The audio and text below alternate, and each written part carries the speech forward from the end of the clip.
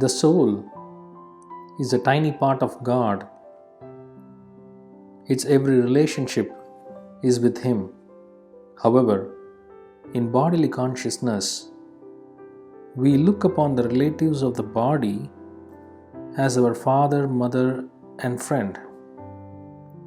We become attached to them and repeatedly bring them to our mind, thereby getting further bound in the material illusion.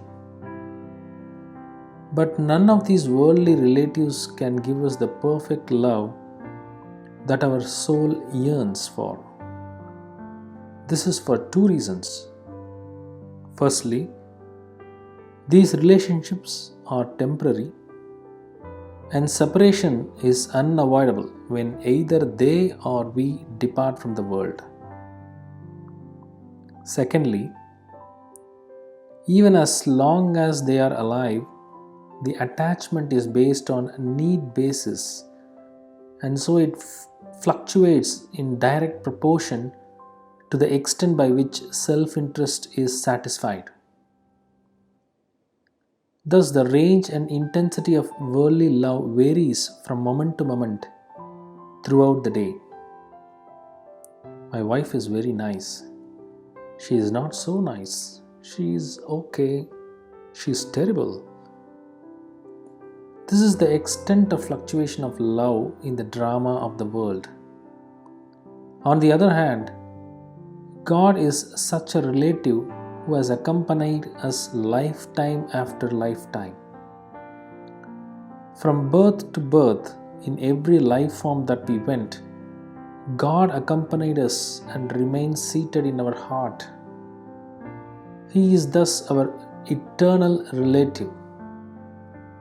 In addition, He has no self-interest from us. He is perfect and complete in Himself. He loves us selflessly, for He only desires our eternal welfare. Thus, God alone is our perfect relative, who is both eternal and selfless. To understand this concept from another perspective, consider the analogy of an ocean and the waves that emerge from it. Two neighboring waves in the ocean flow together for some time and play with each other, creating the impression that they have a deep relationship between them. However, after traveling some distance, one subsides into the ocean, and shortly after, the other does the same. Did they have any relationship between themselves? No.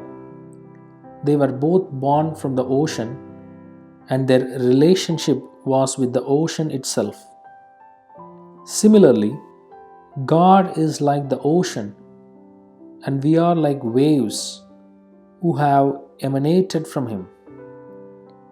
We create attachments amongst our bodily relations, only to leave everyone upon death and journey alone into another birth.